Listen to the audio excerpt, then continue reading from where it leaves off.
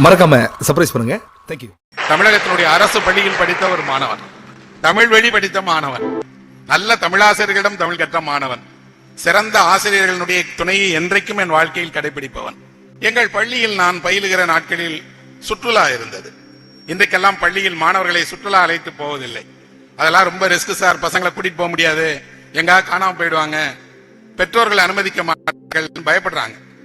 ஆனால் ஒரு சின்ன அரசு பள்ளியாக இருந்தாலும் அந்த பள்ளியில் ஆண்டுதோறும் மாணவர்களை அழைத்து செல்வதற்கான சுற்றுலா இருந்தது, பொறுப்பாசிரியர்கள் இருந்தாங்க. ஆனால் கட்டணம் கொடுத்து சுற்றுலா போவதற்கு மாணவர்களிடம்தான் வசதி இல்லை. பெரிய பணம் இல்ல, 20 ரூபாய் 30 ரூபாய் 50 ரூபாய் தான் கட்டணம் இருக்கும். ஆனால் அதை கொடுத்து மாணவர்களுக்கு அனுப்புவதற்கு வீட்டில் வசதி இருக்காது. 6 மாதங்களுக்கு முன்பாகவே சொல்லி 5 ரூபாயாக வசூலிப்பாங்க. அந்த 5 ரூபாயை வசூலிப்பதற்கு ஒரு மாணவனை நியமிப்பாங்க.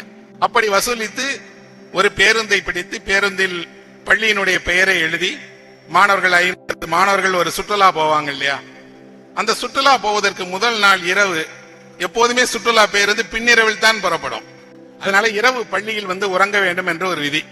7 மணிக்கு அப்புறம் நாங்க எல்லா மாணவர்களும் பள்ளிக்கு செல்வோம். வகுப்பில் உறங்குவவர்கள் தெரியும், பள்ளியில் உறங்குவது அதுதான் முதல் நாள். ஒரு மாணவனுக்கு தான் படிக்கிற வகுப்பறையில் ஒரு நாள் ஒரு போர்வையை விரிச்சு படுத்துக்கலாங்கிறது ஒரு புதிய அனுபவம். அதுல எங்கே படுக்கிறதுன்னு மாணவர்களுக்குள்ள போட்டி நடக்கும். எல்லா மாணவர்களும் ஒன்றாக அமர்ந்து பேசி சிரித்து அதே வகுப்பறையில் உறங்கி ஒரு 2 மணி போல பேருந்து வந்து அந்த பேருந்தினுடைய ஜன்னல் இருக்கை யாருக்கும் சண்டை போட்டு பிடிச்சு பேருந்து கிளம்பிய கொஞ்ச நேரத்திலே எல்லாரும் தூங்கிடுவாங்க. அப்படி எங்களை கன்னியாகுமரிக்கு முதன்முறையாக அழைத்து போனார்கள். நாங்கள் கன்னியாகுமரியில் காலையில் போய் இறங்கினோம். ஒரு சூரிய உதயத்தை 50 மாணவர்கள் பார்த்த காட்சி என் வாழ்க்கையில் மறக்கவே முடியாத காட்சி. 50 மாணவர்கள் முதலாக ஒரு கடலை பார்க்கிறோம், சூரிய உதயத்தை பார்க்கிறோம். கடற்கரையில் நின்று மெல்ல இந்த சூரியன் எங்கள் ஊருக்கும் வருகிறது. அன்றாடம் நாங்கள் பார்த்த சூரியன். எங்களுக்கெல்லாம் மழையை விட வெயில் அதிகம் பிடிக்கும். ஒரு கரிசலில் பிறந்தவர்கள் எல்லாம் வெயில் குடித்து வளர்ந்தவர்கள். எங்கள் உணவில் வெயில் கரைந்திருக்கிறது.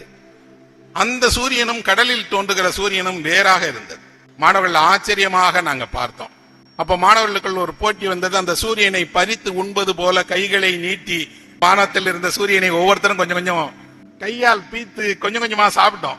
என்னடா பண்றீங்க அப்படின்னு டீச்சர் கேட்டாங்க. டீச்சர் அழகா இருக்கு டீச்சர் அந்த சூரியன் பார்க்க, அதில் கொஞ்சம் எடுத்து சாப்பிட்டுக் கொள்கிறோம்னு வேடிக்கை பண்ணாம எல்லா பசங்களும் வரிசையா வாங்க அப்படின்னு எங்களை அப்படியே கூட்டிட்டு போய் அங்க இருக்கக்கூடிய விவேகானந்தனுடைய இடத்துக்கு போய் ஒவ்வொரு இடமாக சுற்றி காட்டு கூட்டிட்டு வந்துட்டு அதுக்கப்புறம் மாணவர்களிடம் ஒரு சின்ன நீங்கள் போய் வந்த பயணத்தை பற்றி ஒரு பக்கம் எழுதி கொடுக்கணும்னு சொன்னாங்க. நாங்கள் தான் எல்லோரும் பார்த்தோம், எல்லோரும் ஒன்றாகத்தான் சுற்றினோம், எல்லோரும் ஒன்றாக தேவையான விளையாட்டு பொருட்கள்லாம் வாங்கினோம். அதை எழுத வேண்டும் என்று சொன்ன உடனே மாணவர்கள் ஒருவருக்கு கூட அதை எழுத தெரியல. நான் ஒருவன் மட்டும்தான் அங்கே போய் இறங்கியதில் பார்த்த சூரியனிலிருந்து விடைபெறுகிற போது வாங்கிய மணல் குச்சி வரை எல்லாவற்றையும் எழுதினேன். என்னுடைய டீச்சர் என்ன பார்த்து சொன்னாங்க, நீ கண்டிப்பா ரைட்டர் தாண்டா வருவ, உனக்கு எழுதுற ஆற்றல் இருக்கு, உன்னால் உன்னை பார்த்த உடனே அதை மனதில் வைத்துக் கொள்ளவும் அதை வரிசைப்படுத்தவும் மொழி வழியாக அதை சொல்லவும் படிப்பவருக்கு அதை காட்சியாக வாக்கவும் தெரிஞ்சிருக்கு, உனக்கு அந்த திறமை இருக்கு, வளர்த்துக் கொள் என்றார். எல்லோரும் பயணம் போகிறார்கள், எழுத்தாளரும் பயணம் போகிறார். ஆனால் எழுத்தாளருடைய பயணத்தில் அவர் காட்டுகிற காட்சி பயணம் போவரையும் அதே அனுபவத்தை தருகிறதாக இருக்கிறது. அப்படி என்றால் எழுத்தாளருடைய பயணம் என்றால் என்ன அப்படின்னா, பொதுவாக நாம் எல்லோருமே பயணம் செய்கிறோம், சுற்றுலா செல்கிறோம், குடும்பத்தோடு செல்றோம், கல்யாணத்துக்கு போகிறோம், அலுவல் நிறுத்தமாக செய்யறோம், ஏதோ ஒரு இடம் விட்டு இன்னொரு இடத்துக்கு போகிறோம். பெரும்பான்மையான நம்மளுடைய பயணத்துக்கு ஒரு காரணம் இருக்கிறது, மகிழ்ச்சியை தேடித்தான் போகிறோம். அங்க போனா இங்க இருக்கக்கூடிய பிக்கல் பிடுங்கள் இல்லாம, பிரச்சனை இல்லாம, வீட்டுல இருக்கக்கூடிய தொந்தரவுகள் இல்லாம ஒரு 4 நாள் ஊட்டியில இருக்கோம். ஒரு வார காலம் டெல்லியில் போய் சுற்றி பார்க்கலாம், அல்லது ஏதேனும் ஒரு பிடித்த இடத்தில் போய் ஒரு 5 நாட்கள் 4 நாட்கள் ஓய்வு எடுக்கலாம் என்று மகிழ்ச்சியை தேடி போகிறார்கள். அந்த மகிழ்ச்சியை தேடுகிற பயணத்தில் அவர்கள் மகிழ்ச்சியை பெறுகிறார்களா என்றால் மிகத்தான் பெறுகிறார்கள். வீட்டில் இருக்கிறத விட அதிக பிரச்சனை, அதிக நெருக்கடி, அதிக சோதனைகள் அவர்களுக்கு நடக்குது. ஆனால் எழுத்தாளருடைய பயணம் என்பது மகிழ்ச்சியை தேடிய பயணம் அல்ல, உண்மையை தேடுகிற பயணம். ஒரு எழுத்தாளன் பயணம் செய்யும் போது அவனுடைய முதன்மையான நோக்கம் ஒரு உண்மையை கண்டறிவதற்காக. பாட புத்தகத்திலோ யாரோ சொன்னார்கள் என்றோ எங்கோ கேட்டோம் என்றோ ஒன்றை பற்றி கொண்டு அப்படி இருக்கிறதா என்று பார்ப்பதற்காக அங்கே போகிறான். உண்மையில் அங்கெல்லாம் இப்படியான அரசர்கள் இருந்தார்களா, கோட்டைகள் இருந்ததா, வரலாறு உண்மைதானா, பண்பாட்டில் இப்படி ஒரு விஷயம் இருக்கிறதை சொல்கிறார்களே அது நிஜம்தானா என்று உண்மையை தெரிந்து கொள்வதற்காகத்தான் எழுத்தாளர்கள் செல்றாங்க. அவர்கள் சுற்றுலா பயணிகள் அல்ல, அங்கே போய் சுற்றுலா மையங்களை பார்க்கவும் மாட்டார்கள். ஒரு பெண் பயணி இருந்தார். அவர் ரொம்ப புகழ்பெற்ற பயண நூல்களை எழுதியவர். டர்விலா மர்ஃபி அப்படிங்கிற ஒரு பெண் பயணி. அவருக்கு என்ன சிறப்பு என்றால், பெண்கள் தனியே பயணம் செய்யக்கூடாது என்ற பொதுவாக சொல்லுவார்கள். இன்னொன்று, அப்படியெல்லாம் தடை இருந்தது. சில நாடுகளுக்கு பெண்கள் தனியாக போனால் ஆபத்து, அவர்களுக்கு நெருக்கடி உருவாகும் என்பதால் இந்த அம்மா என்ன பண்ணிட்டாங்கன்னா, ஆண் உடை தரித்துக் கொண்டு, ஆணை போல பெயர் சூட்டிக் கொண்டு, ஆண் போலவே ஒரு பேரில் டிக்கெட் வாங்கி பயணம் செய்து எத்தியோப்பியா முழுவதும் ஒரு கோவேறு கழுதையில் பயணம் செய்து ஒரு புத்தகம் எழுதியிருக்காங்க. அந்த அம்மா ஒரு குறிப்பு சொல்லுகிறார்கள். எழுத்தாளருடைய பயணம் எப்படி இருக்க வேண்டும் என்பதற்கு ஒரு குறிப்பு சொல்றாங்க. என்ன குறிப்பு அப்படின்னா, நீங்கள் பயணம் செல்வதற்கு முன்பு எங்கே பயணம் செல்ல வேண்டும் என்று ஒரு திட்டத்தை உருவாக்கி கொள்ளுங்கள். அதில் புகழ்பெற்ற இடங்கள் அந்த ஊரில் என்று வரிசையாக எழுதி கொள்ளுங்கள். எந்த இடத்திலிருந்து எங்கே போவதற்கு எவ்வளவு நேரமாகும் என்று எல்லாவற்றையும் துல்லியமாக திட்டமிட்டுக் கொள்ளுங்கள். கடைசியாக இதை எதையும் செய்யாமல் நீங்கள் பார்த்துக் கொள்ளுங்கள். எந்த புகழ்பெற்ற இடத்தையும் போக பார்க்க கூடாது, எந்த குறிப்பிட்ட நேரத்திற்கும் போய் சேரக்கூடாது, எந்த வசதியோடும் அங்கே போய் தங்கக்கூடாது. இதுதான் ஒரு எழுத்தாளருடைய பயணம் என்று. ஏன் அவர்கள் அந்த எழுத்தாளர்களுக்கு அறிவுரை கொடுக்கிறார்கள் என்றால், அப்படித்தான் எழுத்தாளர்கள் அவர்கள் மேற்கொண்ட பயணங்கள் எல்லாம் உலகம் செல்லுகிற திசையோடு இணைந்து சென்றதல்ல. டிக்கெட் ரிசர்வ் பண்ணி, ரூம் ரிசர்வ் பண்ணி, அங்கே இத்தனை மணிக்கு இந்த உணவு வேணும் என்பதை பதிவு செய்து கொண்டு அங்க போய் நீங்க பார்த்து ஒரு செல்ஃபி எடுத்துட்டு வர்றது பயணம் அல்ல. தாஜ்மஹாலுக்கு நீங்கள் போனால் தெரியும், தாஜ்மஹாலை பார்ப்பவர்களை விட தாஜ்மஹால் முன்னால் புகைப்படம் எடுப்பவர்களுடைய எண்ணிக்கை அதிகம். காரணம், தாஜ்மஹால் முன்னாடி ஒரு புகைப்படம் எடுத்துட்டீங்கன்னா உங்க வாழ்க்கை நிறைவு பெற்றுச்சு.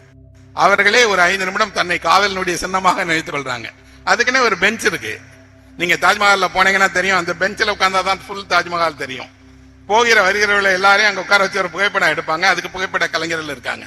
ஆனால் இந்த தாஜ்மஹால் எப்படி கட்டப்பட்டது, ஏன் யமுனை நதியினுடைய கரையில் கட்டப்பட்டது, 13 குழந்தைகளுடைய தாயாக இருந்த ஒரு பெண்ணுக்கு உலகில் வேற எங்கேயாவது இப்படி ஒரு காதல் சின்னம் வைத்திருக்கிறார்களா என்ன? இல்லையே. நம்ம கிராமத்திலாம் தெரியும், கிராமத்துல 10 பிள்ளைகளுக்கு மேலே பெற்றால் அந்த தாயெல்லாம் மிக உயர்ந்தவர். ஏன்னா அவ்வளவு பார்த்துட்டாங்க அவங்க வாழ்க்கையில். அந்த தாய்க்கெல்லாம் ஊரில் ஒரு பெருமை உண்டு. என்னன்னா, யாராவது ஒருத்தரை ஆசீர்வாதம் செய்தால் அவர்கள் நல்லா இருப்பாங்கன்னு நினைப்பாங்க. அது அல்ல, இவர்கள் போய் அங்க ஒரு புகைப்படம் எடுப்பாங்க. இப்போ எப்படின்னா, அங்க போனோடனே ஒரு செல்ஃபி, ஒரு போட்டோ, இன்னும் சொன்னா உடனே அதை Facebook, ட்விட்டர் ஏதாவது ஒண்ணுல ஷேர் பண்ணிட்டா முடிஞ்சு போயிடுச்சு பயணம். அதல்ல நண்பர்களே பயணம். உங்களை நீங்கள் அற்ப அளவிற்கு மகிழ்ச்சி படுத்திக் கொள்ளாதீர்கள். ஆழமான அளவிற்கு மகிழ்ச்சி படுத்துவதற்கு என்ன செய்யலாம் என்று யோசிங்கள். அப்படின்னா இந்த பயணத்தின் வழியாக நீங்கள் புதிய உலகத்தை, புதிய மனிதர்களை, புதிய உணவை, புதிய தேசத்தை, புதிய பழக்க வழக்கங்களை தெரிந்து கொள்வதுதான் பயணத்தினுடைய நோக்கமே. நீங்கள் ஒரு ஊரிலிருந்து இன்னொரு ஊருக்கு பயணம் செய்யும் போது என்னவெல்லாம் இல்லாமல் போகிறது பாருங்கள். ரயில் ஏறிய மறுநிமிடம் எனக்கு என்னுடைய பெயர் இல்லை, என்னுடைய படிப்பு இல்லை, என்னுடைய எந்த தகுதியும் இல்லை. நான் எந்த அதிகாரியாக இருந்தாலும் அல்லது சாமானியனாக இருந்தாலும் எல்லோரும் ஒரே போல டிக்கெட் எடுத்திருக்கோம், ஒரு ஊர்ல இருந்து இன்னொரு ஊருக்கு போறோம்.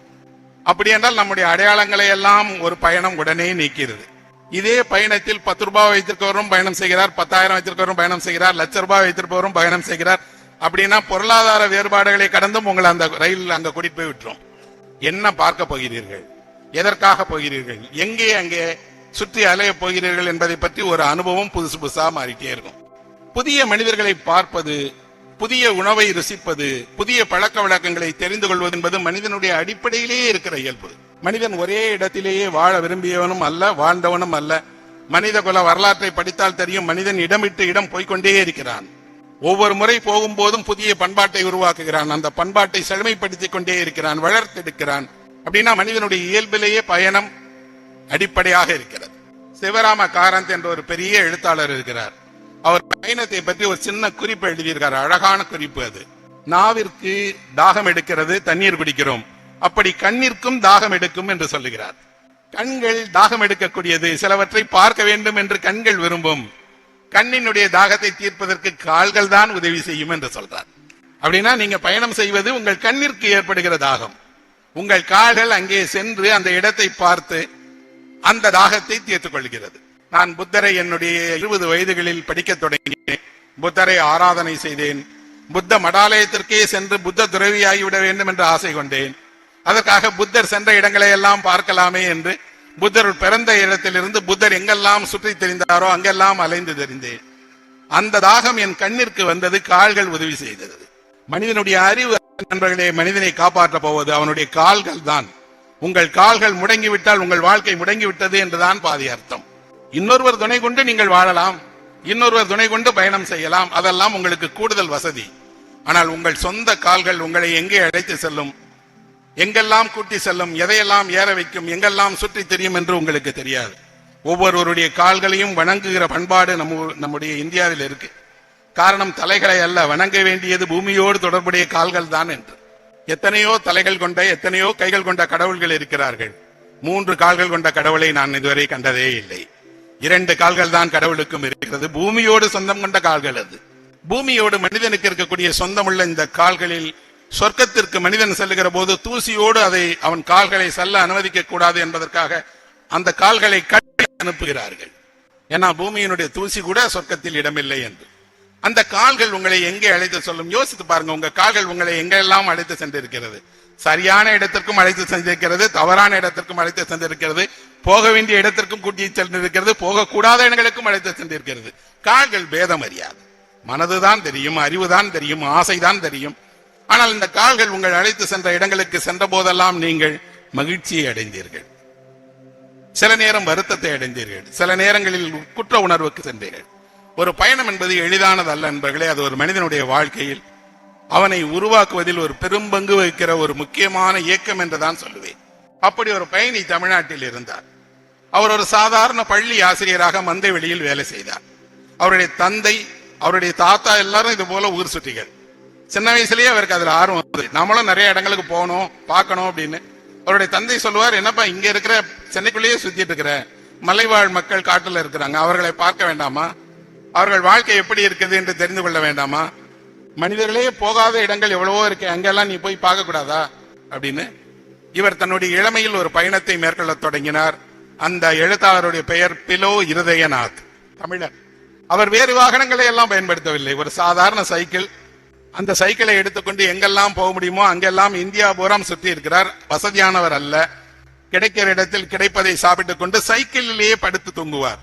நீங்கள் இணையத்தில் அவருடைய புகைப்படத்தை தேடி பாருங்கள். சைக்கிளில் எப்படி படுத்து தூங்குவது என்பதற்கு ஒரு கட்டை வச்சிருக்காரு. சைக்கிள் மீது அந்த கட்டையை வைத்து சைக்கிள்லேயே சீட்டை அப்படி மாத்தி தூங்கக்கூடியவர். எல்லா இந்தியாவினுடைய மழைவாழ் மக்களையும் நேரே போய் அவர்கள் வசிப்பிடத்திலேயே பார்த்திருக்கிறார். அந்த பயணம் போவதெல்லாம் இன்றைக்கு இருப்பது போல இவ்வளவு சாலை வசதி கிடையாது. ஆபத்தான பயணங்கள் என்று அஞ்சியவை அவை. ஆனால் அப்படியெல்லாம் இல்லை. தரையில் வசிப்பவர்களுடைய மேலானவர்கள் தான் மலை மீது வசிக்கிறார்கள் என்று அவர் எழுதுகிறார். நாம் அவர்களை நாகரிகமற்றவர்களாக பலர் நினைத்துக் கொண்டிருக்கிறார்கள். இல்லை, பண்பாட்டில் மிக உயர்ந்தவர்கள் தான் மலை மீது வசிக்கிறார்கள், மலைவாழ் மக்களாக இருக்கிறார்கள் என்று அவர்கள் பெருமை பேசுகிறார். அவர் 30 நூல்களே எழுதியிருக்கிறார். நிறைய புத்தகங்கள் இப்ப அச்சில கூட கிடையாது, யாரும் திரும்பி போடவும் இல்லை. எங்காவது நூலகத்துக்கு போனீங்க என்றால் பார்த்தால் அவருடைய புத்தகத்தை மறக்காமல் படியுங்கள். அதில் ஒரு புத்தகம் இருக்கிறது, பயணம் கலை அப்படின்னு. பயணம் என்பது ஒரு கலையாம், பொழுதுபோக்கு அல்ல, மகிழ்ச்சியை தேடுகிற விஷயம் அல்ல, அது ஒரு கலை. ஆனால் அப்படின்னு ஒரு வார்த்தை எக்ஸ்ட்ரா அந்த புக்கில் இருக்கும். இந்த கலையை நீங்கள் எளிதாக செய்துவிட முடியாது. ஒருவேளை ஏமாற்றப்படக்கூடும், மோசமான அனுபவங்கள் நடந்திருக்கலாம், போற இடத்தில் உங்களுக்கு தவறான சில வேலைகள் நடந்திருக்கக்கூடும். ஆனாலும் பயணம் ஏன் போக வேண்டும் என்பதுக்கு சொல்றார். அழகாக எழுதப்பட்ட ஒரு எளிமையான பயணத்தை அறிமுகப்படுத்துகிற புத்தகம் அது. அந்த புத்தகத்தில் ஒரு மலைவாழ் மக்களை பார்ப்பதற்காக ஒரு இடத்துக்கு நடந்து போயிட்டே இருக்கிறார். போகிற நேரத்தில் எவ்வளவு தூரம் நடக்க வேண்டும் என்று அவருக்கு தெரியல. வேலை செய்து கொண்டிருந்த ஒரு விவசாயியிடம் அவர் கேட்கிறார், இங்கிருந்து இந்த மலைக்கு எவ்வளவு தூரம் போகணும் அப்படின்னு. அவர் அமைதியா இருக்கார். இவர் 2வது முறையும் கேட்கிறார், இந்த மலைக்கு எவ்வளவு நேரம் மேல போகணும் அப்படின்னு. விவசாயி பதிலே சொல்லவில்லை. இவர் பதில் சொல்ல நடப்போம்னா அவர் பாட்டுக்கு நடக்கிறார். ஒரு கொஞ்ச தூரம் நடந்த முன்னாடி அந்த விவசாயி சொல்றாரு, 1 மணி நேரம் ஆகும் அப்படின்னு. இவர் திரும்பி அவரை பார்த்து கேட்கிறார், இது அப்பயே சொல்லிருக்கலாம்லன்னு, நீங்க எவ்வளவு வேகமா நடப்பீங்கன்னு எனக்கு எப்படி தெரியும்? அப்படி என்றால் விவசாயிகள் எவ்வளவு நேரம் ஆகும்னா நீங்க நடக்கிறது எவ்வளவு வேகம், உங்களால எப்ப போக முடியும் தான் சொல்ல முடியுமே தவிர எல்லாருக்கும் 1 மணி நேரத்துல போயிட முடியாது. அவர் ஒன்றை புரிந்து கொள்கிறார், இவர்களை நாம் பாமரர்கள் என்று தவறாக நினைத்திருக்கிறோம், அவர்கள் பட்டறிவின் வழியாக சரியாக வழிகாட்டுகிறார்கள். அவர் தான் சரியா சொல்றாரு, உங்க வேகத்துக்கு 1 மணி நேரம் ஆகும். ஒருவேளை இந்த விவசாயி போனால் 1/2 மணி நேரத்துல போயிடலாம். அதே மலைவாழ் மக்களில் ஒருவராக இருந்தால் 20 நிமிஷத்துல கூட போயிடலாம். அவர்களுடைய உடல் தகுதி, நடக்கிற விதம். இவர் மலையின் மீது போகிறார், அந்த மக்களை பார்க்கிறார். அங்கே தங்குமிடம் வசதிகள் எல்லாம் இல்லை. எங்கே தங்குவது என்று கேட்ட போது அவர்கள் சொல்றாங்க, எங்க வேணாலும் தங்கிக்கோங்க, எல்லாமே உங்க வீடு தான், நீங்க வராத ஆள் வந்திருக்கிறீங்க, உறவினர் போலதான், எங்களை தேடி வந்து எங்களை பத்தி தெரிஞ்சுக்கணும்னு நீங்க நினைக்கிறீங்கன்னா இந்த மனதிற்காகவே தங்க அனுமதிக்கிறோம் என்று தங்க வைக்கிறார்கள். ஒரு வீட்டில் தங்குகிறார். அந்த வீட்டில் இவர் போய் தங்கிய உடனே இருந்து கேட்கிறாங்க, கல்ல போட்டுருமா அப்படின்னு. இவருக்கு புரியல, கல்ல போடுறதுனா தலையில ஏதாவது கல்ல எடுத்து போட்டுருவாங்களா அப்படின்னு. கல்ல போட வேண்டாம் பலனாங்கிறாங்க. 2 தடவை கேட்கிறார். 3வது தடவையும் அவர்கள் சொல்றாங்க கல்ல போட்டுருமே அப்படின்னு. சரி துணிந்து பரவாயில்ல கல்ல போட்டா போட்ட வேண்டியதான், கல்ல போடுங்க அப்படின்னு இவர் அமர்வதற்காக ஒரு கல்லை கொண்டு வந்து போடுகிறார்கள். ஏன்னா சாப்பிடும் போது தரையில் உட்கார வைத்து அவரை சாப்பிடக்கூடாது, ஒரு கல்லின் மீது அவரை அமர வைத்து சாப்பிட வேண்டும் என்று அவர் சொல்லுகிறார். நாம் இப்படி அவர்களை பற்றி தேவையே இல்லாத நிறைய கட்டுக்கதைகளை அச்சத்தை கொண்டிருக்கிறோம், உண்மையில் அப்படியானவர்கள் எல்லாம் அல்ல என்று. நண்பர்களே, நானே நிறைய இந்த பழங்குடி மக்களை அவர்களுடைய வசிப்பிடத்தில் இந்தியாவில் வேறு வேறு மாநிலங்களில் பார்த்திருக்கிறேன். மிக தூய்மையானவர்கள், மிக சுத்தமானவர்கள். சரியாக மதியம் 12 மணிக்கு சாப்பிடக்கூடிய பழங்குடியை நான் அறிவேன்.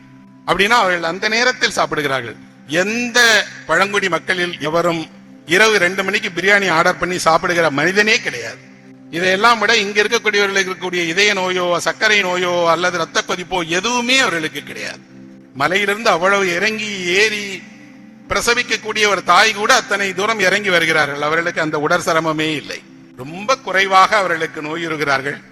அடிப்படை வசதிகள் இல்லை, சிறந்த கல்வி இல்லை, மருத்துவம் இல்லை, பொருளாதார ரீதியில் பின்தங்கி இருக்கிறார்கள் என்பதை தவிர அவர்கள் உடற்தகுதியை ஒப்பிட்டால் நாமெல்லாம் ஒன்றுமே இல்லை என்ற அர்த்தம். இதையெல்லாம் அவர் ஒரு பயணத்தின் வழியாக கண்டறிந்து சொல்லுகிறார். அதுவும் இப்ப இல்ல, 50 வருஷத்துக்கு முன்னாடியே ஒரு சைக்கிள்ல போய் இப்படி ஒரு உண்மையை ஒருவர் கண்டுபிடித்து வருகிறார் என்றால் இதுதான் எழுத்தாளரின் பயணம். ஒரு எழுத்தாளர் ஒரு பயணம் செய்வதன் வழியாக ஒரு சமூகத்திற்கு நம்மை சுற்றிய மனிதர்களை நமக்கே அடையாளம் காட்டுகிறார். நாம் வெளிச்சமிடாத அல்லது நாம் தெரிந்து கொள்ள விரும்பாதவர்களை எல்லாம் நமக்கு தெரிய வைக்கிறார். வெறும் சுவாரஸ்யத்துக்காக மட்டுமல்ல, இவர்களுக்கு உதவி செய்ய வேண்டும், இவர்கள் மேம்பட வேண்டும், வளர்ச்சி அடைய வேண்டும், யார் கவனத்திற்கெல்லாம் அது செல்ல வேண்டுமோ அதையெல்லாம் செய்வோம் என்று. இப்படி வெறும் பயணியாக போய் பார்த்தால் இதையெல்லாம் ஒரு பத்திரிகையாளரே செய்திடலாமே சார், இவர் ஏன் எழுத்தாளர் அப்படின்னு ஒரு கேள்வி எழக்கூடும். ஏன்னா பத்திரிகையாளர்கள் நிறைய இடங்களுக்கு பயணம் செய்கிறார்கள். இவருடைய இன்னொரு சிறப்பு, எங்கெல்லாம் சென்றாரோ அதே போன்ற காட்சி சங்க இலக்கியத்தில் எங்கே இடம்பெற்றிருக்கிறது என்பதையும் ஆய்ந்து எழுதியிருக்கிறார். இந்த காட்சி, இந்த மலை மீது இருக்கக்கூடிய கொல்லிமலையில் இருக்கக்கூடிய இந்த காட்சி சங்க இலக்கியத்தில் எந்த பாடலில் எப்படி விவரிக்கப்பட்டிருக்கிறது என்று, அதுதான் அவரை எழுத்தாளராக. ஆனால் பிலோ இருதயநாத் என்பவர் ஒரு பெரிய ஆய்வாளரா எழுத்தாளரா என்றால் இல்லை, சிலர் மட்டுமே வாசிக்கக்கூடிய ஒருவர். அதனால் அவர் அதை பற்றி தனக்கு கிடைக்கக்கூடிய ஆதாயம் பற்றி, புகழை பற்றியோ பெயர்களையோ விருதுகளையோ கவலை இல்லாமல் செய்து கொண்டுதான் எழுதினார். ஒரு சைக்கிளில் சென்று இந்தியா போராம் சுற்றி வந்து எழுதுகிறார் என்றால் இதே தமிழ்நாட்டில் உலகம் சுற்றுகிற தமிழன் இருந்தார். அந்த தமிழர் மட்டுமல்ல, உலகம் முழுவதும் சுற்றுப்பயணம் செய்தவர். உலகம் முழுவதுமே பயணம் செய்ததோடு காந்தியை வாழ்நாளிலேயே படம் எடுத்து ஒரு ஆவண படமாக வெளியிட்ட AK செட்டியார் தான் தமிழின் சுற்றும் தமிழன்.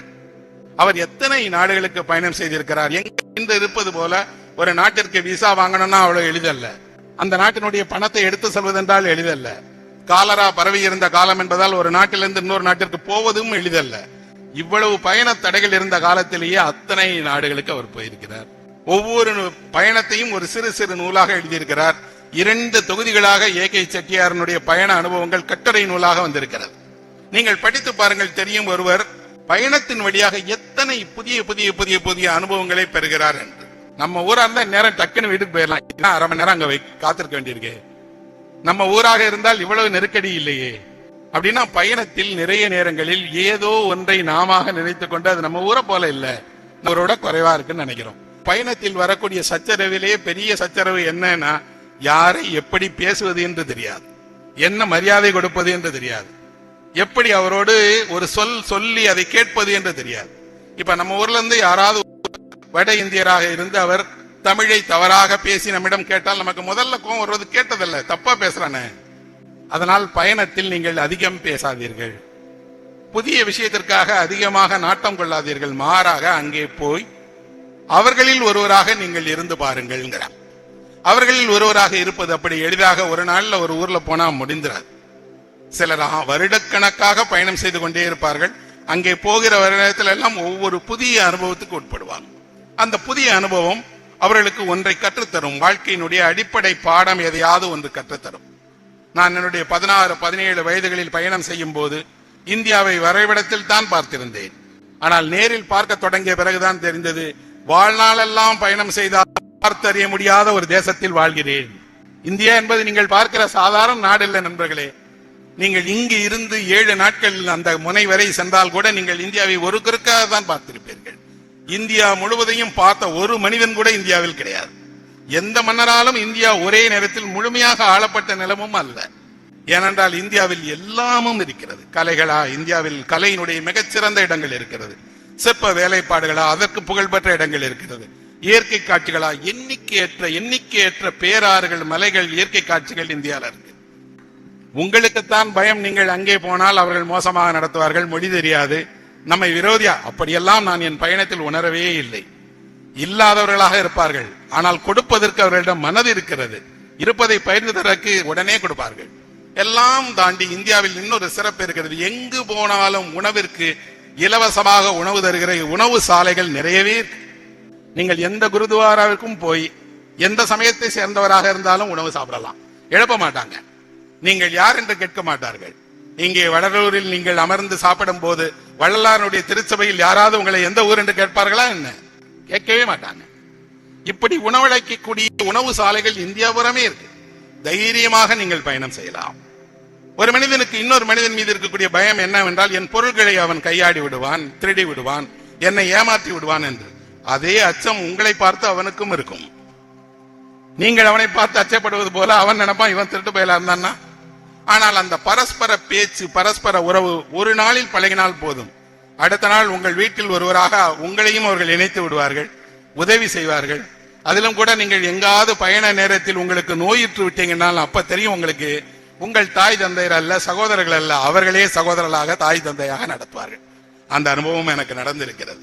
பயணத்தின் நடுவே நோயுற்ற போது நான் பேருந்து நிலையத்திலேயே மயங்குகிற நிலையில் இருந்த போது யாரோ முன்பின் தெரியாதவர் மருத்துவமனைக்கு போய் ஃபீஸ் கட்டி மருந்து கொடுத்து பெட்ல படுக்க வச்ச அனுபவம் உண்டு எனக்கு. அது எந்த நம்பிக்கையை உருவாக்குகிறது என்றால், இந்தியாவில் நீங்கள் எந்த மாநிலத்திற்குள்ளும் தைரியமாக செல்லலாம். உங்கள் சகோதரில் ஒருவர் அங்கே இருக்கிறார். அவர் பெயர் தான் வேறு, அவர் இனம்தான் வேறு, அவர் இருக்கிற இடம்தான் வேறு. ஆனால் உங்களை இந்த பண்பாடு ஒன்று சேர்த்து வைத்திருக்கிறது. தைரியமாக நீங்கள் செல்லலாம். இன்றைக்கு செல்கிறார்கள். இன்றைக்கு நான் பார்க்கிறேன், கல்விக்காக, வேலைக்காக இங்கிருந்தோ யார் யாரோ வருகிறார்கள். அவர்கள் வருகிறவர்களை நாம் இணக்கமாகத்தானே நடத்துறோம், ஒன்றாகத்தானே பழகுகிறார்கள். ஒரே தியேட்டர்ல தானே சினிமா பார்க்கிறோம், ஒரே ஹோட்டல்ல தானே சாப்பிடுறோம். இந்தியா அப்படியெல்லாம் பிரிவினையை தேசமாக மாறவே இல்லை. இது பண்பாட்டால் இணைக்கப்பட்ட தேசமாக இருப்பதால் பயணத்தின் வழியாக எங்கிருந்து எங்க வேணாலும் போகலாம். இதே தூரத்தை இன்னொரு ஐரோப்பாவுக்கு போனால் 3 நாடுகள் இருக்கும். ஒவ்வொரு நாட்டுக்கும் தனித்தனி வீசா, ஒவ்வொரு நாட்டினுடைய என்ட்ரிலையும் உங்களை நிறுத்திடுவாங்க. ஒரு உணவு இருக்காது. அப்படி என்றால் இந்தியாவில் பயணம் செய்பவர்களுக்கு மிக அதிகமான கட்டணம் இல்லாமல் பார்ப்பதற்காகவும் அனுபவிப்பதற்காகவும் ஏராளம் இருக்கிறது. அவர்கள் அங்கிருந்து இங்கே நம்ம நோக்கி வராங்க, நம்ம இங்கிருந்து அவர்களை நோக்கி போகிறோம். அப்படி பார்க்கும் போதெல்லாம் அவர்கள் ஆச்சரியப்படக்கூடிய ஒரு விஷயம் என்ன என்றால், இவ்வளவு கலை செல்வங்களை கொண்ட ஒரு தேசம் ஏன் இன்னும் உலகினுடைய மிகப்பெரிய தேசமாக அங்கீகரிக்கப்படவில்லையே? அதே நேரத்தில் எவ்வளவு கலைப்பொருட்கள் நம்மை விட்டு நம்மை ஆண்டவர்களால் கொள்ளையடிக்கப்பட்டு போயிருக்கிறது. நம் பெருமைகளில் பாதி நமக்கே தெரியவில்லையே. நம் தேசத்தின் முக்கியத்துவத்தை எல்லாம் நாமே அறியாமல் அழித்துக் கொண்டிருக்கிறோமே என்று வருத்தப்படுறாங்க. எங்கிருந்தோ வரக்கூடிய யாரோ ஒரு வெள்ளைக்காரர் இங்கே வந்து நமக்கு நம்மளுடைய அதிசயங்களை காட்டி தருகிறார். மகாபலிபுரத்தில் இது இருக்கு பாத்தீங்களா, இந்த தஞ்சாவூரில் இப்படி ஒரு ஓவியம் இருக்கிறது பார்த்தீர்களா என்று யாரோ ஒருவர் காட்டி தருகிறார். அப்படி என்றால் அவர்களுக்கு பயணத்தின் வழியாக நம் பண்பாட்டை அறிந்து அந்த பண்பாட்டிற்கல்ல நமக்கே காட்டி தருகிற பண்பு இருக்கிறது. நாமும் அப்படி நிறைய பயணம் செய்கிறோம். பயணம் செய்கிற நேரத்தில் சில பயணம் எல்லாம் இன்னொருவருக்கு இந்த பயணம் சாத்தியம் இல்லை, இப்படியெல்லாம் நடக்கவே நடக்காது என்ற பயணம் கூட எழுத்தாளருக்கு நடக்கும். ரஷ்யாவினுடைய மிக புகழ்பெற்ற எழுத்தாளர் ஆண்டன் செக்கோவ், அவர் ஒரு பயணத்தை மேற்கொண்டார். அவர் ஒரு டாக்டர், எழுத்தாளராகவும் மருத்துவராகவும் இருந்தார். அவர் மருத்துவராக இருந்தபோது அவருக்கு திடீர்னு ஒரு பயணம் போக வேண்டும் என்று விரும்பினார். பொதுவாக ரஷ்ய எழுத்தாளர்கள் பயணம் போவதாக இருந்தால் ஐரோப்பாவுக்கு போவாங்க, சூதாடுற விடுதிகளுக்கு போவார்கள், ஐரோப்பாவினுடைய புகழ்பெற்ற கலைக்கூடங்களை பார்ப்பார்கள். இவர் அங்கெல்லாம் போக விரும்பல. இவர் ஷக்கலின் அப்படிங்கிற ஒரு தீவிற்கு போக வேண்டும் என்று விரும்பினார். அந்த தீவிற்கு போவதற்கு அரசிடம் அனுமதி பெற்றுத்தான் போக வேண்டும். அது ஒரு தடைப்படுத்தப்பட்ட தீவு.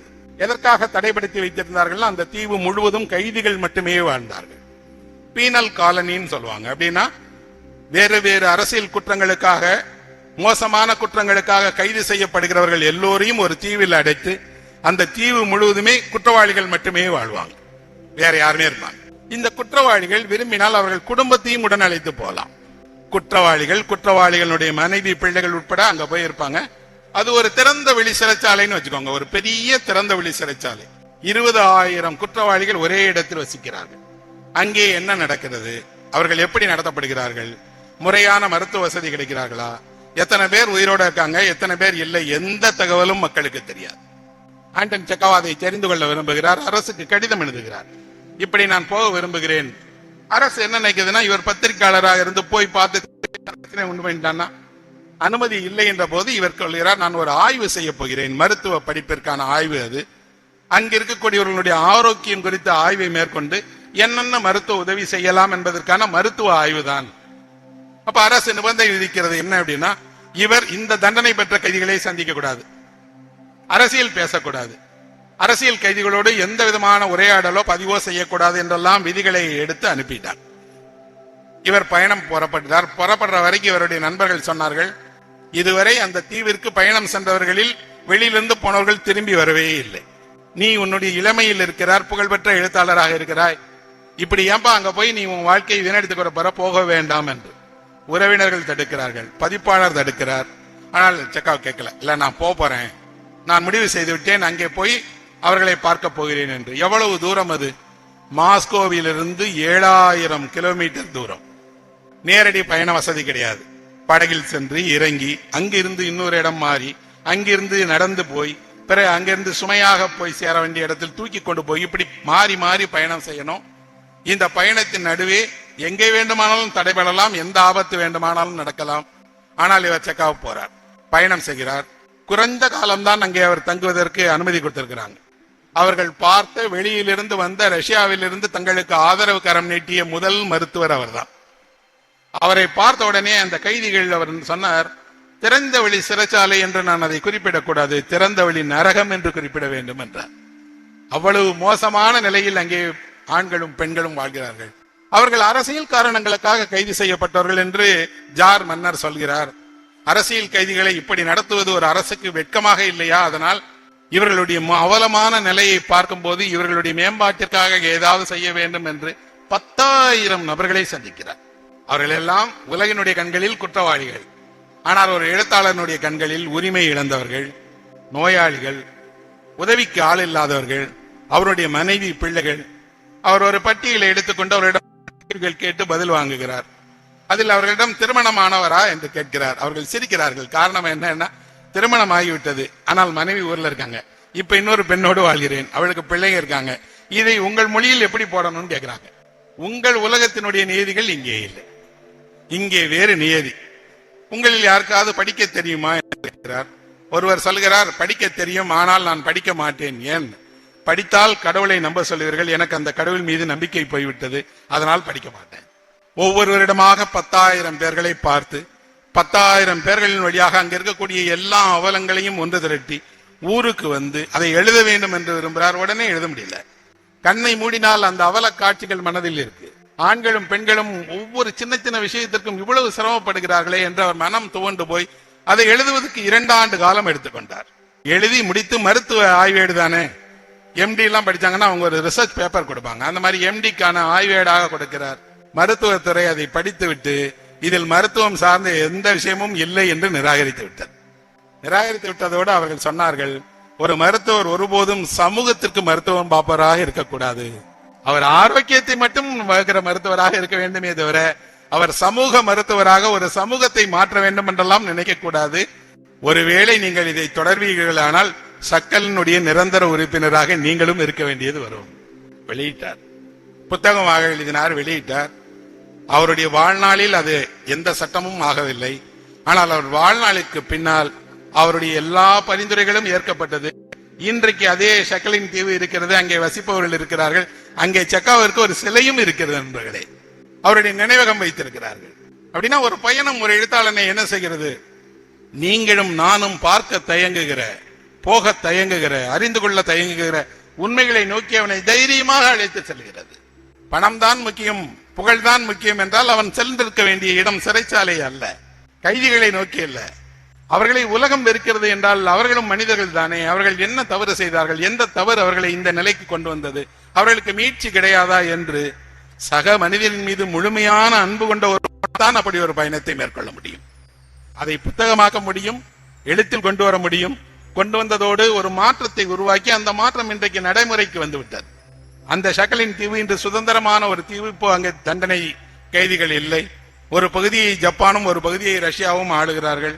நீங்கள் நேரம் இருந்தால் இந்த ஷக்கலின் தீவை பற்றி திரைப்படம் கூட இருக்கிறது, ஆவணப்படம் இருக்கிறது, பாருங்க.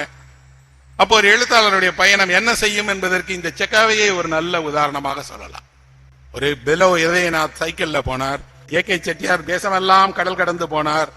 இங்கே ஒருவர் சிறைச்சாலைக்கே போய் ஒரு எழுத்தாளனை சந்தித்தார் என்றால் இந்தியாவில் ஒரே ஒருவர் தான் நோபல் பரிசு பெற்றிருக்கிறார். அவர் மகாகவி தாகூர். தாகூருக்கு நிகராக இருந்த பாரதிக்கு அந்த விருது கிடைக்கல. ஆனால் கிடைத்திருக்க வேண்டிய, கொண்டாடி இருக்க வேண்டிய ஒரு மகாகவி பாரதி. மகாகவி தாகூர் 30 நாடுகளுக்கு சென்றிருக்கிறார். எல்லா தேசங்களிலும் அவர் வரவேற்கப்பட்டார். அவர் சீனாவுக்கு போனார், ஜப்பானுக்கு போனார், கொரியாவுக்கு போனார். எங்கெல்லாம் தாகூர் சென்றாரோ அங்கெல்லாம் தாகூரின் பெயரால் இப்போது கூட ஒரு இருக்கை இருக்கிறது, சொற்பொழிவு நடக்கிறது, அவர் புகழ் பாடப்படுகிறது, அவர் கவிதை மொழியாக்கம் செய்யப்பட்டிருக்கிறது. சீனாவினுடைய கடைசி மன்னரை தாகூர் போய் பார்க்கிறார். மன்னர் வம்சமே முடிந்து அங்கே மாற்றம் உருவான போது அந்த மன்னர் சாதாரண மனிதரை போல வாழும் போது அவரை போய் தாகூர் பார்த்து பேசி புகைப்படம் எடுத்து அதை பற்றி எல்லாம் எழுதுகிறார். தமிழ்நாட்டிற்கும் தாகூர் வருகிறார். இந்தியா முழுவதும் தாகூர் சுற்றி இருக்கிறார். உலகம் பூரா சுற்றி இருக்கிறார். இப்படி அவருடைய ஒரு பயணத்தின் போது ஸ்பெயின் நாட்டிற்கு போனார், அர்ஜென்டினாவுக்கு போனார். அங்க இருக்கக்கூடிய விக்டோரியா ஒகம்போ அப்படிங்கிற ஒரு பெண் கவிஞரை சந்தித்து அவருடைய விருந்தினராக தங்கி அங்கேயே சில மாதங்கள் ஓய்வெடுத்து ஓவியங்கள் தீட்டி எல்லாம் செய்தார். நம்ம ஊர்ல நம்ம பாப்லோ நெருடாவை எவ்வளவு கொண்டாடுகிறோமோ அதே போல ஸ்பானிஷில் தாகூரை கொண்டாடுகிறார்கள் என்பர்களே. தாகூரை படிக்கிறார்கள். தாகூரை எங்கள் கவிதையில் மாற்றத்தை உருவாக்கிய மகா கவி தாகூர் என்கிறார்கள். நமக்குத்தான் தாகூர் என்றால் ஜனகமன தெரியும், கீதாஞ்சலி என்ற ஒரு புத்தகம் எழுதியிருக்கிறாருன்னு தெரியும். அது கூட படிச்சிருப்பாங்களான்னு தெரியாது. சென்ற தலைமுறையா இருந்தால் கொஞ்சம் மொழிபெயர்ப்பில் படிச்சிருப்பாங்க. ஆனால் நீங்கள் எப்போதாவது ஒரு முறை உங்களுக்கு நேரம் இருந்தால் நீங்கள் இந்தியாவில் சென்று பார்க்க வேண்டிய ஒரு இடம் சாந்தி நிகேதன். அது தாகூர் உருவாக்கிய ஒரு மாபெரும் கல்வி நிலையம். அப்படி ஒரு கல்வி நிலையத்தை நீங்கள் இந்தியாவிலே பார்த்திருக்க முடியாது. எல்லா கலைகளும் ஒரே இடத்தில் பயிலக்கூடிய எளிமையான இயற்கை சூழ் கல்வி நிலையம். அந்த கல்வி நிலையத்தில் இப்போது கூட மணி அடிக்கிறார்கள். குறிப்பிட்ட நேரத்தில் மணி அடிக்கிறாங்க, மாணவர்கள் ஒன்று சேர்ந்து வராங்க. மரத்தடி வகுப்பறைகள் இன்றைக்கும் இருக்கிறது. பள்ளிக்கல்ல, கல்லூரி மாணவர்கள் மரத்தடியில் அமர்ந்து படிக்கிறார்கள். அதுக்கு காரணம் இடவசதி இல்லாமல் அல்ல, இயற்கையோடு இணைந்து படிக்க வேண்டும் என்பதற்காக. இசைக்கு, நுண்கலைக்கு, ஓவியத்திற்கு என்று எல்லாம் சாந்திநிகேதனில் இருக்கு. நான் சாந்திநிகேதனை முழுவதும் சுற்றி பார்த்தேன். ஒரு சின்ன ஊர் தான். ஆனால் தாகூர் ஒரு பெரிய கனவை காண்கிறார். உலகமெல்லாம் சுற்றி வந்த பிறகு அவருக்கு தெரிகிறது கல்வியால் தான் நம் முன்னேற்றம் இருக்கிறது. மிகச்சிறந்த கல்வி நிலையத்தை, உலகமே போற்றுகிற ஒரு கல்வி நிலையத்தை நாம் உருவாக்க வேண்டும் என்று. அந்த எண்ணம் எப்படி வந்தது? அவருக்கு தெரியும் உலகில் வேறு தேசங்கள் எல்லாம் கல்வி நிலையங்களை உருவாக்குவதற்கு 1000, 2000 வருடங்களுக்கு முன்பாக இந்தியாவில் பல்கலைக்கழகங்களே இருந்தது. 15,000 பேர் படிக்கக்கூடிய நாலந்தா பல்கலைக்கழகம் ஆக்ஸ்போர்ட் யூனிவர்சிட்டியை விட மூத்தது. அப்படி என்றால் இந்தியா போன்ற ஒரு தேசம் கல்வியை என்றோ முன்னாடி எடுத்து போயிருச்சு. ஆசிரியர் பணிங்கிறது ஒரு நிகரற்ற பணி என்பதற்கு என்றைக்கோ நம்மிடம் நல்ல ஆசிரியர்கள் இருந்திருக்கிறார்கள். கால மாற்றத்தில் நடத்தில் நாம் கல்வியினுடைய தரத்தை இழந்து விட்டோம் என்பதால் ஒரு சர்வதேச அளவிலான கல்வியை அவர் உருவாக்க பார்க்கிறார். அப்ப தாகூருக்கு இந்த பயணங்கள் தான் அவருடைய உலக ஞானத்தை கொடுத்தது. உலகமெல்லாம் எப்படியெல்லாம் மக்கள் இருக்காங்க, எப்படியெல்லாம் கலைகள் கொண்டாடப்படுகிறது, எல்லாவற்றையும் செய்ததோடு எல்லா நாட்டு கலைஞர்களையும் அங்கே வர செய்து பேராசிரியர்களாக நீங்கள் ஒரு ஜப்பானியரிடம் அங்கே ஓவியம் படிக்கலாம், சீனரிடமிருந்து மருத்துவம் படிக்கலாம் என்று எல்லாவற்றையும் கொண்டு வந்தார். இதுதான் சுற்றுலா பயணிக்கும் எழுத்தாளர் செல்வதற்குமான பெரிய வேறுபாடு. இவர் பயணம் செய்ததால் நமக்கு ஒரு பெரிய சாந்திநிகேதன் கிடைத்தது. மாபெரும் கலைகள் எல்லாம் வளர்ச்சி அடைந்தது. அப்போ எழுத்தாளர்கள் பயணம் செய்கிற நேரத்தில் பெரும்பான்மையான எழுத்தாளர்கள் அவர்கள் பயணத்தில் அடைந்த சிரமங்களை, துயரங்களை, அவலங்களை, புறக்கணிப்பை எல்லாம் எழுதி உங்களை அச்சப்படுத்தவில்லை. மாறாக அவர்கள் என்ன சொல்றாங்கன்னா, நீங்கள் போய் பாருங்கள், எத்தனை எத்தனை எத்தனை புதிய இடங்கள், புதிய வாழ்க்கை, புதிய உலகம் உங்களுக்காக காத்திருக்கிறது என்பதைத்தான் அவர்கள் அடையாளம் காட்டுறாங்க. அப்படி அடையாளம் காட்டுவதோடு உங்களை பயணம் செய்ய தூண்டுகிறார்கள். ஆனால் இவ்வளவு பயணத்திற்கு, இவ்வளவு வசதிகளுக்கு அப்புறமும் ஏன் பயணம் போக மறுக்கிறோம் என்றால், அடிப்படையில் நாம் மாறவே விரும்பாத மனிதர்களாக இருக்கிறோம். நிறைய நேரத்தில் நமக்கு என்ன இருக்கிறது? ஒரு வீடு, ஆபீஸ், வேலை, பிள்ளைங்கள், குடும்பம், இதை விட்டு மாறிடவே கூடாது. ஏதேனும் ஒரு சின்ன மாற்றம் வந்துருச்சுன்னா நம்ம பயப்படுறோம், ஏன்னா இது நம்ம வாழ்க்கையவே அசைத்து விடும் என்று. அடிப்படையில் மனிதனுக்குள்ளால் எதிர்காலத்தை பற்றி எப்போதுமே ஒரு அச்சம் இருக்கிறது. இன்னைக்கு இருக்கிறத விட நம்ம கீழே போயிடுவோம் அப்படின்னு. யாரோ ஒருவருக்குத்தான், அபூர்வமாகத்தான் அப்படி நடக்கும். நிச்சயம் உங்கள் தாத்தாவை விட, உங்கள் அப்பாவை விட நீங்கள் நன்றாகத்தான் இருக்கிறீர்கள், சிறந்த வாழ்க்கையைத்தான் வாழ்கிறீர்கள். வசதிகளை எல்லாம் அனுபவிக்கிறீர்கள் என்றால் எதிர்காலம் இன்னும் சிறப்பாகத்தான் இருக்கும். உங்கள் பிள்ளைகள் பெரிய சாதனைகளை எல்லாம் அடைவார்கள். ஆனால் அவர்களை காட்ட வேண்டிய வயதில் காட்ட வேண்டிய இடங்களுக்கு சென்று காட்ட வேண்டிய பொறுப்பு உங்களுக்கு இருக்கிறது. ஒரு மாணவன் அவன் பள்ளியில் படிக்கிற வயதில் இந்தியாவினுடைய செங்கோட்டையை பார்க்க வேண்டும். இந்தியாவினுடைய வரலாற்று புகழ்பெற்ற இடங்களை எல்லாம் நேரில் பார்க்கணும், வரலாற்று பாடத்தில் அல்ல. நான் என் ஆசிரியரிடம் பாடம் நடத்தும் போது நான் கேட்டேன், ஐயா ஏன் பானிபட்லயே சண்டை போட்டே இருக்காங்க, அது சண்டை ஓடுறதுக்கான ஊரா ஐயா அப்படின்னு. ஐயா என்னிடம் சொன்னா, நீ போய் பார்த்துட்டு வா. ஆனால் என் தந்தை போன்றவர்கள் அப்படி பையன் கேட்கிறானே என்பதற்காக டெல்லி வரை எங்களை எல்லாம் சுற்றுலா அழைத்து சென்றார். அன்றைக்கு இல்ல, இன்றைக்கும் அப்படி ஒரு அரசு வசதி செய்து கொடுத்திருக்கிறது. அரசு ஊழியர்கள் விரும்பினால் அப்படி தன் குடும்பத்தோடு பயணம் செய்யலாம். ஆனால் இவர்கள் அதையும் காசாக மாற்றிடுவாங்க. அந்த பயணம் போகக்கூடாது சார், அதையும் நம்ம என்னன்னா சரண்டர் பண்ணி அந்த பணத்தை பெற்றுக் கொள்ளலாம் என்று. ஆனால் அப்படி அல்ல, நீங்கள் காட்டணும். உங்கள் பிள்ளைகளை அழைத்து போய் பக்கத்து மாநிலத்தை, பக்கத்து நாடுகளை, நீங்கள் எதையெல்லாம் இந்த பிள்ளைகள் தெரிந்து கொள்ள வேண்டும் என்று நினைக்கிறீர்களோ அதையெல்லாம் பார்க்க வேண்டும். ஒரு 10 வயதில் உங்கள் மகனோ மகளோ ஒரு இமயத்தை பார்த்தால் தான் அதன் உச்சியை தொட வேண்டும் என்ற ஆசை உருவாகும். இந்தியாவினுடைய பெருநதிகளை உங்கள் கண்களால் பார்த்தால் தான் தெரியும் எவ்வளவு பெரிய பெரிய பெரிய ஆறுகள் கொண்ட தேசம் இது. இந்தியாவினுடைய பாலைவனத்தில் ஒரு இரவு தங்கினால் தான் தெரியும் எவ்வளவு அழகான இயற்கையோடு நாம் இருக்கிறோம் என்று. ஆனால் அதையெல்லாம் நம்ம என்ன பண்றோம் அப்படின்னா, இந்த கண்ணின் தாகம் என்று சொன்னேன் இல்லையா, அந்த கண்ணின் தாகத்துக்கு கண்ணாலேயே நாம பதில் கொடுத்துட்டே இருக்கோம். போன்ல அப்படியே ஸ்கிரால் பண்ணிட்டே இருக்கும், காட்சிகள் மாறிட்டே இருக்கு. கண்ணின் தாகத்தை கண்ணாலே தவிர்க்க முடியாது. கால்களால் தான், நடந்துதான், பயணம் செய்துதான் அந்த மகிழ்ச்சியை நேரடியாக அனுபவிப்பதன் மூலம் தான் செல்ல முடியும். நான் போய் வந்த ஊர்கள், நான் பார்த்த இடங்கள் எல்லாம் எனக்கு கிடைத்த அனுபவம். அதே இடங்கள் என்னை விட சிறப்பாக உங்களுக்கு அனுபவம் தரக்கூடும், மேலான மகிழ்ச்சியை உங்களுக்கு தரக்கூடும். நீங்கள் செய்ய வேண்டியதெல்லாம் அந்த 2 தவளைகளை போல உங்கள் ஊரையே நீங்களே வியந்து பார்த்து கொண்டு உலகம் ஒன்றுமில்லை என்று சொல்லாமல் இருப்பதுதான். இன்னொன்று, கொஞ்சம் திறந்த மனதோடு நீங்கள் போகிற இடத்தில் எல்லாம் உங்களை எப்படி நடத்த வேண்டும் என்று விரும்புகிறீர்களோ அப்படி உங்கள் ஊருக்கு வருபவர்களை நடத்த பழகிக் கொள்ளுங்கள். உங்கள் ஊருக்கு வருகிறவர்களும் இதே சந்தேகத்தோடு வருகிறார்கள். ஒருவேளை உணவு கொடுங்கள், அவர்களுக்கு கொஞ்சம் ஆதரவு கரம் கொடுங்கள், தேவையான இடங்களில் எல்லாம் உதவி செய்யுங்கள். அவர்கள் என்ன கேட்கிறார்கள் என்றால், காசு தருகிறேன், நல்ல உணவு கொடுங்கள் என்கிறார்கள். அதுல நாம ஏமாத்துறோம். கட்டணம் தருகிறேன், பாதுகாப்பான இடம் கொடுங்கிறாங்க, அதுல அவர்களை ஏமாத்துகிறோம். கொஞ்ச தூரம் தானே, யாராவது ஒருவர் என்னை கொண்டு போய் விட்டுறக்கூடாதா என்று ஒருவர் பயண உதவி கேட்கிறார், அவரை ஏமாத்துகிறோம். அப்படின்னா அவருக்கு என்ன அனுபவம் ஏற்படுகிறது என்றால், அங்கே போனால் அங்கே நல்லவர்களை காண்பது அபூர்வம் என்றால் அந்த இடம் எவ்வளவு சிறப்பாக இருந்தாலும் நல்ல மனிதர்கள் வசிக்கவில்லையே என்ற ஒரு எண்ணம் வந்துவிடும்.